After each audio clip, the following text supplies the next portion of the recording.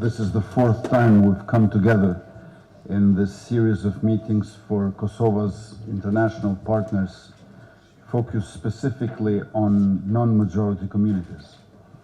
I believe we are the first government who has invited our partners to come together with us in this way to improve our coordination and identify our shared priorities.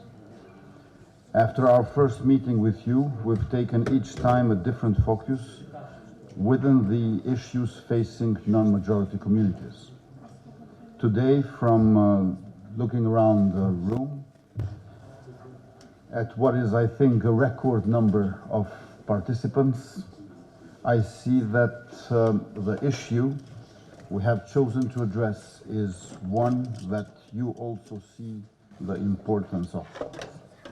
We're here to talk together about the particular challenges and urgency of the economic empowerment of non-majority women in our country.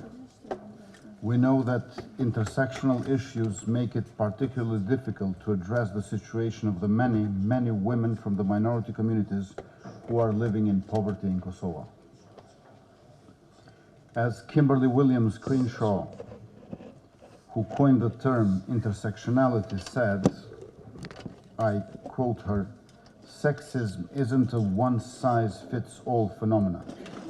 It doesn't happen to black and white women the same way." End of quotation.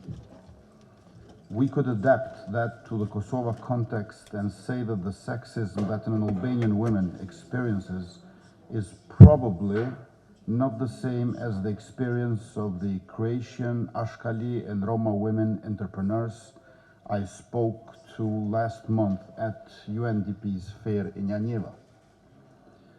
Likewise, I think Ramia Shala would tell us that the rural Turkish women in Mamusha comes up against different challenges accessing the labor market from those, for example, faced by a Serbian woman living in a town.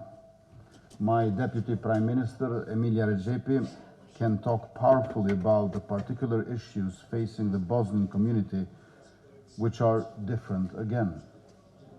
Nevertheless, there are some things that are depressingly the same. Levels of property ownership and inheritance are low for all groups of women in Kosovo. They are generally lower the more desperate a family's socioeconomic status is. Overall in Kosovo, over 88% of women entrepreneurs open businesses with self-financing without loans or other external supports. Women's care responsibilities are considerably and back-breakingly greater than men's. On average, women in Kosovo spend 6.2 hours on unpaid care work per day. And then women from whatever community in Kosovo do work outside the home. They are more likely to work informally without security or status or power that are given by contracts and pension contributions, paid sick leave and workplace protection. 65% of the jobs in the informal economy are held by women. But although there is a dizzyingly long way to go, the situation is improving. To address the issues of women's lack of capital, we have successfully incentivized the registration of property in the names of both husband and wife and dedicated a total of 11 million euros since 2021 to supporting women entrepreneurs to open their businesses, helping around 650 women-owned enterprises. I know that Minister Ashish can tell you about the specific support to women entrepreneurs from non-majority communities. To reduce the burden of care on working parents, we are investing in the building, renovation, and adaptation of a total of 55 kindergartens. In less than 3.5 years, the number of children who are attending kindergartens all over Kosovo increased by 33%. We have incentivized and the formalization of jobs and offered direct support to the employment of 12,000 women. During the time of our government, more than 100,000 women have opened bank accounts for the first time, incentivized in part through the scheme we initiated of payments to support women when they give birth. We've employed more than 4,000 people through our Government for Families program, and of these, 55% are women. We have created the Superpuna, Super Work, Super Labor platform, which subsidizes the salaries of new hires aged 18 to 29, and about 14,000 young people have been employed this way. 51% of them are women. With these approaches, we have achieved a drop in unemployment greater for women than for men. Unemployment for women reduced from 30% to 17% when we compare the first quarter of 2021 at the beginning of our government to the final quarter of 2023. These are the general achievements we have made in the economic opportunities for women, but again, as Kimberly Crenshaw would tell us, treating different things the same can generate as much inequality as treating the same things differently. So we have also undertaken some specific initiatives for non-majority communities and have seen how women have been ready to rise to these opportunities. As an affirmative measure for Serbian speakers who have studied at the University in North Mitrovica, last year we restarted the process of verification of the university's diplomas in order to enable these graduates to apply for jobs in Kosovo's institutions. Each diploma submitted for verification I see as a commitment to building a better Kosovo together. And there have been 358 university diplomas submitted since we restarted the process last year. I take the opportunity to thank the British and Swiss embassies for their support to the work of the Diploma Verification Commission, and know that they will be pleased at how we are seeing an increase in application by women. 57% of applicants this year have been female. We believe that the recent creation of the ability to apply online through the eKosovo platform will raise the percentage even more. The same appetite for opportunity has been among women from the Roma, Ashkali, and Egyptian communities. We have offered 884 bursaries for high school studies over the past 2 years, and of these, 51% went to girls.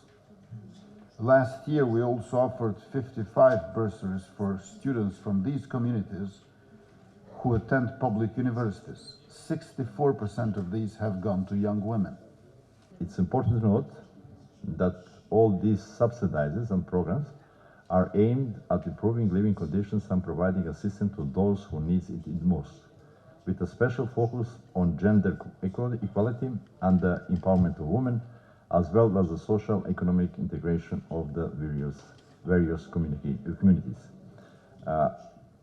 We have been very practical in our aims, as I mentioned previously, and we, of course, with the help of the Prime Minister, we first of all raised the capacities, meaning of the capacities of the ministry itself, opening the new program that is actually a very pragmatic one. We started last year.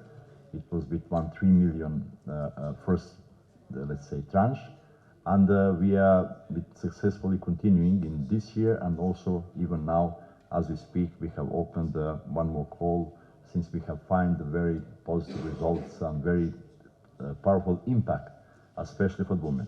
But anyhow, I would try to, in figures, to give you some information how we actually see and how we actually open a little bit more of this maybe, previously closed door for women and their empowerment. As we had the number of the 2004, I will start, we had altogether 362 beneficiaries, of which 64 have been women.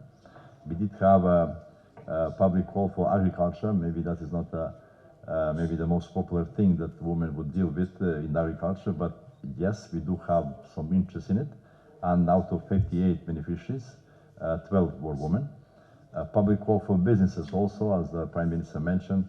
There is one increased interest of the being or participating in the process of economy in the different kind of and different type of the projects that we are supporting. And in this case, we had out of 59, we have 15 women being winning our programs. Individual subsidizers, that we call it, for the physical individuals and the legal entities, we had 99, of which 40 are women. Construction materials, that is one of the benefits that we are providing. We had 135, out of those 21 are women. So in the 2024, sorry, we did have raised interest regarding the already mentioned the call that we are making for every year. And as I was mentioning, this initiation call that we had in 2003, we actually had 4,580 applications. And out of those, we had, from my point of view, I believe it was a certain kind of record. It's around 950 applications were from side of the women. That not was the case previously.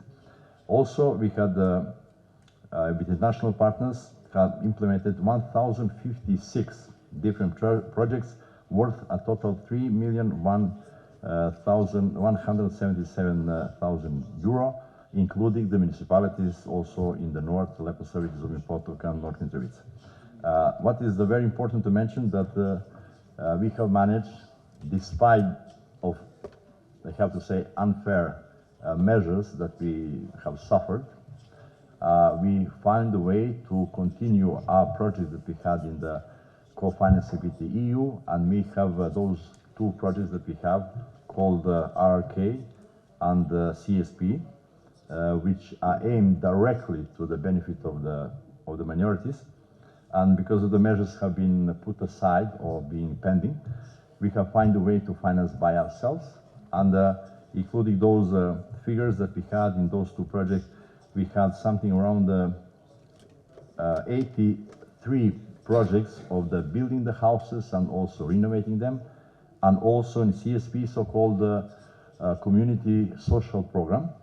We had altogether 109 projects that are supportive in the meaning of the helping in the providing equipment, providing the different kind of professions for tailoring up to the nail